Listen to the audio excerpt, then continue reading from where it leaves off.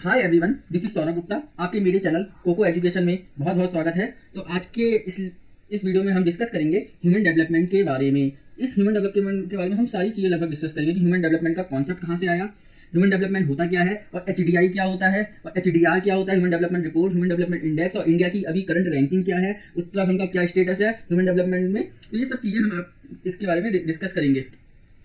ठीक है, तो अब पहले हम कोई भी चीज़ पढ़ने से पहले यूटिलिटी हमें जरूर पता होनी चाहिए। पहली बात तो ये, जो HDI के बारे में क्वेश्चंस बनते हैं सारे के सारे एग्जाम में बनते हैं, चाहे वो प्री हो या मेंस हो। ठीक है, ये सारे एग्जाम का फेवरेट क्वेश्चन है एग्जामिनर का कि एक ना एक क्वेश्चन HDI से रिलेटेड क्वेश्चन आता है, या फिर ह्यूमन डेवलपमेंट के बारे में कॉन्सेप्ट से कोई ना कोई क्वेश्चन जरूर आ जाता है।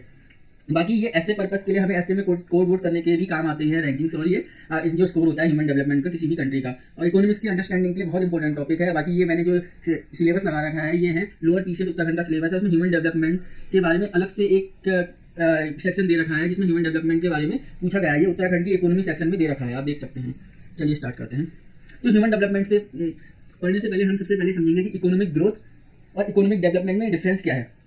ठीक है, जो 1960 से पहले तक ना क्या माना जाता था कि अगर मान लो कोई किसी भी देश ग्रो कर रहा है तो उसकी जीडीपी बढ़ेगी। अगर जीडीपी बढ़ेगी तो माना जाएगा कि वो ग्रो कर रहा है। अगर जीडीपी किसी देश की बढ़ रही है तो ट्रिकल डाउन थ्योरी होती थी। मान लो कोई बड़ा आदमी पैसा कमा रहा है, बड़ा आदमी अगर 100 रुपये कमा रहा है तो छोटा आदमी भी कुछ ना कुछ 2-4 रुपये तो कमा ही लेगा, तो उसको भी फायदा होगा, इसको भी फायदा होगा। तो ट्रिकल डाउन थ्योरी पे बहुत बिलीव किया जाता था। देखिए, अगर मैं ये जीडीपी और ईयर के बेसिस में ग्राफ ड्रॉ करूँ, किसी भी पीरियड ऑफ इकोनॉमिक ग्रोथ हम ग्राफ ड्रॉ करते हैं। मान लीजिए 2020 से लेकर 2024 तक का हम किसी एक देश का ग्राफ ड्रॉ करते हैं। मान लो उसकी जीडीपी नेट थी 10 लाख रुपए 2020 में, और 2024 में बढ़ के 50 लाख हो गई। क्या ये इकोनॉमिक ग्रोथ हुआ? क्या ये पीरियड ऑफ इकोनॉमिक ग्रोथ थी? देखते हैं। 2020 में हमारी 10 लाख थी, 20 हम नंबर्स में तो बढ़ गए, 10 से 50 हो गए। क्या हम एक्चुअल में बढ़े? लेकिन यहाँ पे देखिए ना एक चीज, 2020 में इनकी पॉपुलेशन 1000 थी, अब इनकी पॉपुलेशन 10,000 हो गई है। तो इसका मतलब हम पर कैपिटा इनकम निकालें तो 2020 में पर कैपिटा इनकम 1000 रुपये थी, अब पर कैपिटा इनकम 500 रुपये है। तो क्या यह पीरियड ऑफ इकोनॉमिक ग्रोथ है? तो इकोनॉमिस्ट ने बोला नहीं, हम इसको पीरियड ऑफ इकोनॉमिक ग्रोथ नहीं कह सकते। हम पॉजिटिव तो दिख रहा है कि जीडीपी ग्रो कर रही है, लेकिन एक्चुअली में पर कैपिटा इनकम बहुत ज्यादा डिक्रीज हो रही है, तो हम इसे पीरियड ऑफ इकोनॉमिक ग्रोथ नहीं कहते। यही सेम केस इंडिया का, भले ही हम चौथे पांचवें नंबर पे आ गए हैं जीडीपी के मामले में, लेकिन हमारे यहाँ पर कैपिटा इनकम बहुत कम है। तो हम एक तरीके से पीरियड ऑफ इकोनॉमिक ग्रोथ में भी नहीं है।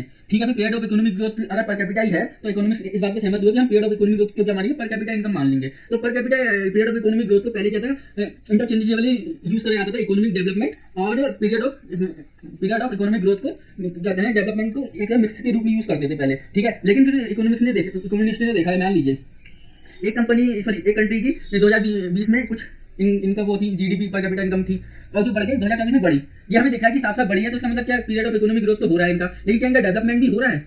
ये जो केस था, गल्फ कंट्रीज होती बहुत ज्यादा ग्रो कर रही थी अपना तेल वेल का पैसा ऐसा कमा के, लेकिन वहाँ की क्वालिटी ऑफ लाइफ इंप्रूव नहीं हो रहा था। जैसे कि वहाँ पे महिलाओं को क्या कहते हैं, गाड़ी चलाने की आजादी नहीं, और किसी बहुत सी चीजों की आजादी नहीं। ठीक है, तो इससे रिलेटेड जैसा कुछ लोग पॉवर्टी वहाँ पे बढ़ गई, इन्फ्लेशन बढ़ेगा।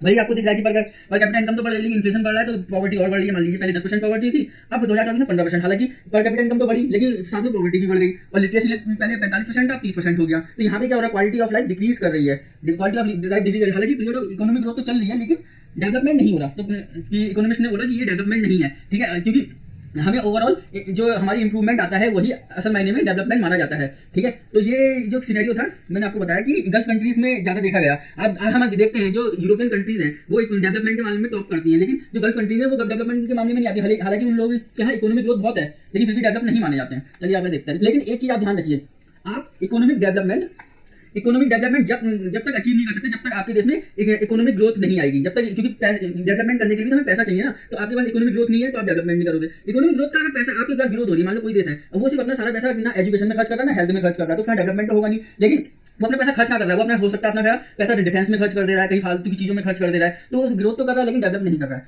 ठीक है ना, तो इसमें आप थोड़ा अंतर समझ गए होंगे। चलिए, तो इसमें मैंने बस लिखा ही है कि पर कैपिटा इनकम इंक्रीज करती है, तो हम इसको क्या बोलते हैं, पीरियड ऑफ इकोनॉमिक ग्रोथ बोलते हैं। ठीक है, डेवलपमेंट नहीं बोलते, पीरियड ऑफ इकोनॉमिक ग्रोथ। ठीक है, और इसमें ट्रिकल डाउन थ्योरी पहले मानी जाती थी कि ये यूजफुल है कि 1960 से पहले, लेकिन फिर बाद में देखा गया कि सिर्फ इकोनॉमिक ग्रोथ ही नहीं है, हमें और चीजें भी देखनी पड़ेंगी कि क्वालिटी ऑफ लाइफ इंप्रूव हो रही नहीं हो रही है, जैसे कि हेल्थ हो गया, पॉवर्टी कम हो रही है नहीं हो रही है, एजुकेशन में बढ़ावा मिलना नहीं मिल रहा। तो ये सब क्या है, इकोनॉमिक डेवलपमेंट इमरजेंस हुआ है यहाँ पे इसका। ठीक है, तो 1960 में क्या होता है कि ये सब चीजें होती है। तो एक महबूब उल हक करके इकोनॉमिस्ट होता है, ये पाकिस्तानी मूल के इकोनॉमिस्ट हैं। इन्होंने डेवलपमेंट के रिलेटेड कि इकोनॉमिक डेवलपमेंट हम किसको कह सकते हैं, कुछ क्राइटेरिया अपनी रिसर्च के बाद कुछ क्राइटेरिया दिए कि इसको हम इकोनॉमिक डेवलपमेंट बोलेंगे। और इन्होंने ट्रिकल डाउन थ्योरी को बोला कि ये यूजफुल नहीं है कि इकोनॉमिक डेवलपमेंट के लिए। और इन्होंने क्या आर्टिकुलेट किए थे कि इन्होंने डिफरेंस बताया कि इकोनॉमिक डेवलपमेंट क्या होता है और इकोनॉमिक ग्रोथ क्या होता है। जो हम पीछे पढ़ के आ रहे हैं वो एक्चुअल में इन्हीं की देन है।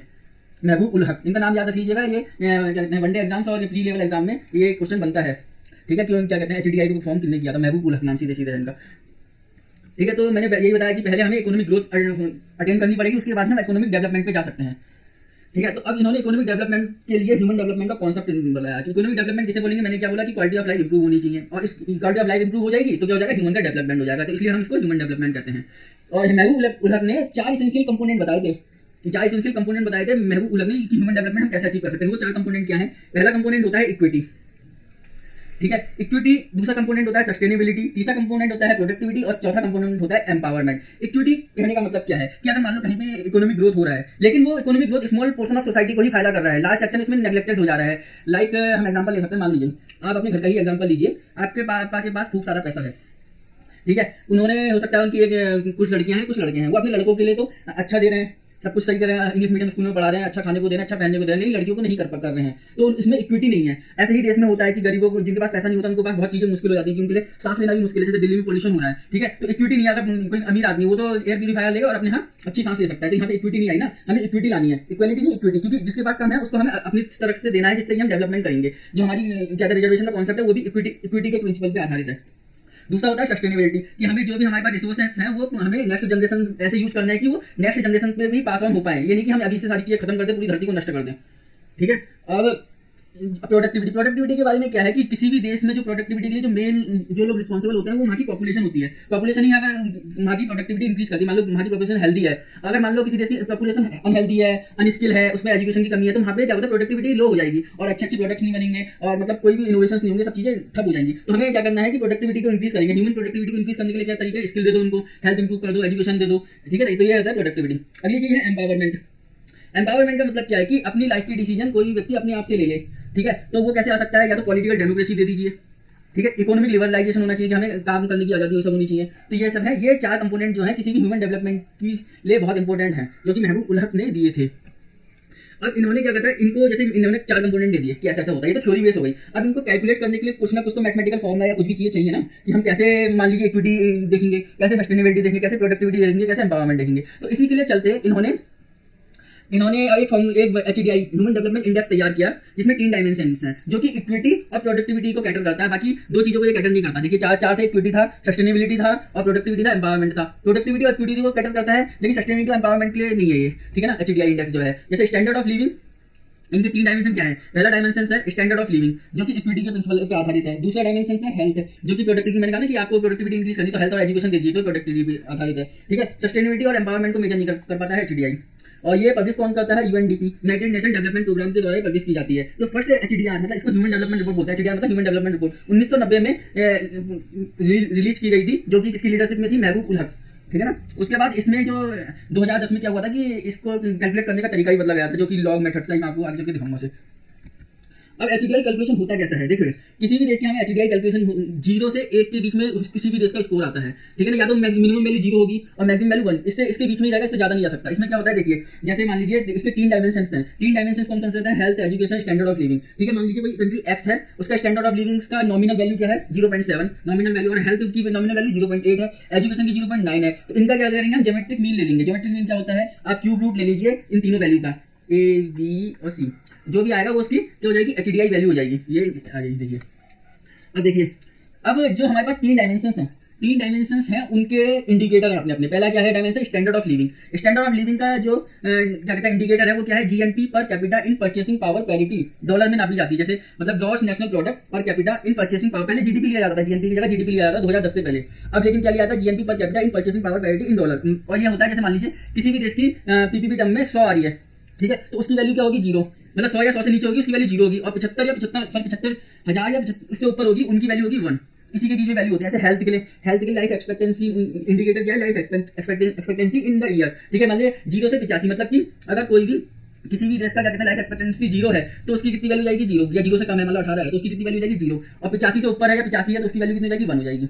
इसमें मिनिमम और मैक्सिमम वैल्यू होती है। मैं आपको एक एग्जांपल भी बताऊंगा। ऐसी एजुकेशन में 2 इंडिकेटर है, एक्सपेक्टेड ईयर ऑफ स्कूलिंग और दूसरा है mean year of schooling. Expected year of schooling क्या होता है कि किसी भी कंट्री की कैपेसिटी को देखा जाता है कि उसके वहाँ कि वो कितने ईयर तक स्कूलिंग प्रोवाइड करा सकता है, उसे बोलते हैं एक्सपेक्टेड ईयर ऑफ स्कूलिंग। इसकी वैल्यू 0 और मतलब मिनिमम वैल्यू 0 है और मैक्सिमम वैल्यू कितनी है इसकी, 18 है। ऐसे ही मीन ईयर ऑफ स्कूलिंग क्या होता है कि बच्चा कितने मतलब मतलब एवरेज कितने टाइम स्कूल जा रहा है, कितने साल तक, तो उसकी मिनिमम वैल्यू 0 है, मैक्सिमम वैल्यू 15 है। तो देखिए मैं अगला आपको एक एग्जांपल दिखाता हूँ। देखिए ये है स्टैंडर्ड ऑफ लिविंग, इसका इंडिकेटर क्या है, जीएनपी पर कैपिटा इन पीपीपी टर्म डॉलर में, ठीक है। इसकी मिनिमम वैल्यू 100 है और मैक्सिमम वैल्यू क्या है, $75,000। मान लीजिए इंडिया है, इंडिया की मान लीजिए कितनी है, 6590 है। मैंने हाइपोथेटिकल एग्जांपल लिया है, ठीक है ना। तो इसका हो गया ये। और ऐसी हेल्थ में लाइफ इंडिकेटर क्या है, लाइफ एक्सपेक्टेंसी इन ईयर, और मिनिमम वैल्यू कितनी है 20 और मैक्सिमम वैल्यू है 85 ईयर, और इंडिया की मान लीजिए 70 है, ठीक है। तो ऐसी एजुकेशन में एजुकेशन के दो इंडिकेटर है, expected year of schooling and mean year of schooling. Expected year ये 0 और 80 है, इसकी मिनिमम और मैक्सिमम वैल्यू है। इंडिया के केस में इतनी एक्चुअल वैल्यू है, इतनी है। अब इनके लिए क्या हो गया, पहले हमने एक्चुअल वैल्यू तो हमें पता चल गई, लेकिन पहले हमें इनकी सबकी इंडेक्स वैल्यू निकालनी पड़ी। जैसे क्या कहते हैं, ये है कि स्टैंडर्ड ऑफ लिविंग की इंडेक्स वैल्यू कैसे निकालेंगे। इसकी इंडेक्स वैल्यू निकालने के लिए ये फॉर्मूला है, देखिए index value of standard of living क्या होता है कि log of actual value minus log of minimum. जैसे एक्चुअल वैल्यू कितनी है हमारी, जैसे देखिए ना, लॉग लेंगे, किसका लेंगे, एक्चुअल वैल्यू कितनी है 6590, ठीक है, माइनस किससे करेंगे, लॉग ऑफ किसकी, मिनिमम वैल्यू कितनी है 100 $, ना, ये सब चीजें $100 में आएंगी, ठीक है। ऐसी maximum minus log of maximum कितना है 75 के, और माइनस लॉग ऑफ मिनिमम 100। तो ऐसे करके हम जो भी वैल्यू आएगी वो कितनी हो जाएगी, इसकी इंडेक्स वैल्यू हो जाएगी, ठीक है। ऐसे करके हम हेल्थ और एजुकेशन की इंडेक्स वैल्यू निकालेंगे। हेल्थ की वैल्यू कैसे निकालेंगे, ठीक है, ये इनके लिए फॉर्मूला ये वाला है, index value of health and education, actual minus minimum minus maximum minus minimum. तो यहाँ पे कुछ इंडेक्स वैल्यू इसकी आ जाएगी। फिर उसके बाद एजुकेशन की निकालेंगे, पहले एक्सपेक्टेड ईयर ऑफ स्कूलिंग की निकालेंगे, फिर उसके बाद मीन ईयर ऑफ स्कूलिंग की निकालेंगे यहाँ पे। फिर जैसे इसकी वैल्यू ए आई, इसकी वैल्यू बी आई, तो इन दोनों का करेंगे एवरेज ले लेंगे, a + b/2, ठीक है। तो जो वैल्यू आएगी वो क्या आ जाएगी, एजुकेशन की एक्सपेक्टेड वैल्यू आ जाएगी, index value, sorry index value हमने तीनों की निकाली है। इसकी इंडेक्स वैल्यू ए निकली, इसकी इंडेक्स वैल्यू बी निकली, इसकी इंडेक्स वैल्यू सी निकली, ठीक है। अब हमें क्या निकालना है, एचडीआई। एचडीआई का फॉर्मूला हमने क्या पढ़ा था, क्यूब रूट ऑफ इन तीनों का, ये ठीक है ना, क्यूब रूट लेते हैं इसमें, इसको बोलते हैं, मैंने बताया था आपको, ये देखिए ये एचडीआई का, ये जियोमेट्रिक मीन ले लेते हैं। तो इसमें हम क्या करेंगे, ये a इंटू वी इंटू सी, तो यहाँ से आपको एचडीआई की वैल्यू मिल जाएगी, ठीक है ना। अब एचडीआई की जो भी वैल्यू आएगी उसको कैटेगराइज कर रखा है कि कौन सा वेरी हाई डेवलपिंग कंट्री है, डेवलपिंग कंट्री, और कौन सा लो डेवलपिंग कंट्री, इस टाइप से बेसिस पे कर रखा है। मान लीजिए किसी भी देश की क्या कहते हैं जो एचडीआई वैल्यू आती है 0.800, एक से तो ज्यादा हो नहीं सकती और 0 से कम नहीं हो सकती, इस कितनी वैल्यू आती है तो उसकी वो क्या होगी, हाई ह्यूमन डेवलपमेंट कंट्री हो जाएगी, वेरी हाई ह्यूमन डेवलपमेंट। और किसी की आएगी 0.700 से 8 के बीच में आएगी तो उसकी हो जाएगी ये हाई ह्यूमन डेवलपमेंट, और मीडियम वाले के लिए ये है, ठीक है। और लो ह्यूमन डेवलपमेंट लेस देन 0.550 से, ठीक है। अब कुछ डेटा देख लेते हैं, जैसे कि 2025 में प्रकाशित हुई थी एचडीआई इंडेक्स, जो इंडिया की रैंक हो गई थी 130, ठीक है। और इंडिया का जो स्कोर है 0.685, इसका मतलब इंडिया कौन सी कंट्री में लाइक करता है, इंडिया करता है मीडियम ह्यूमन डेवलपमेंट इंडेक्स में, मतलब 0.550 से 0.770, ठीक है। अगर हम उत्तराखंड की बात करें तो उत्तराखंड का जो एचडीआई है, उत्तराखंड 2019 में इन्होंने रिलीज किया था, उत्तराखंड गवर्नमेंट ने, इनका आया था 0.718। तो हम उत्तराखंड वाले कहाँ पे आ गए, उत्तराखंड वाले यहाँ पे आ गए हाई ह्यूमन डेवलपमेंट में, ठीक है ना। तो ये पता नहीं जो भी है, ठीक है। जो इस बार रिपोर्ट आई थी उसका टाइटल था a matter of choice people and possibilities in the age of AI, तो ये थीम आ सकती है एग्जाम्स में, ठीक है ना। और बाकी उत्तराखंड में देखिए जो टॉप डिस्ट्रिक्ट्स है जिनका हाई ह्यूमन डेवलपमेंट इंडेक्स है वो है दूध, मतलब कि देहरादून सबसे हाई है, उसके बाद हरिद्वार है, और लोएस्ट में आते हैं टिहरी और चंपावत।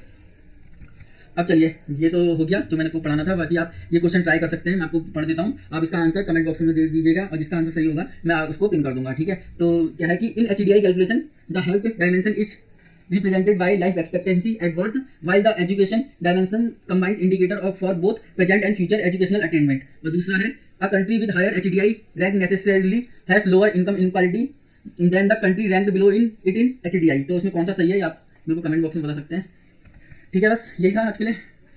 तो आपको मेरी कोशिश अच्छी लग रही है तो प्लीज़ मेरे चैनल को लाइक शेयर सब्सक्राइब कमेंट जो भी करना है सब करिए, ठीक है। और आपको गाइडेंस कुछ भी लेनी है तो आप मेरे टेलीग्राम चैनल जिसका नाम है कोको स्टडी इसको ज्वाइन कर सकते हैं। तो चलिए फिर मिलते हैं नेक्स्ट लेक्चर में, धन्यवाद।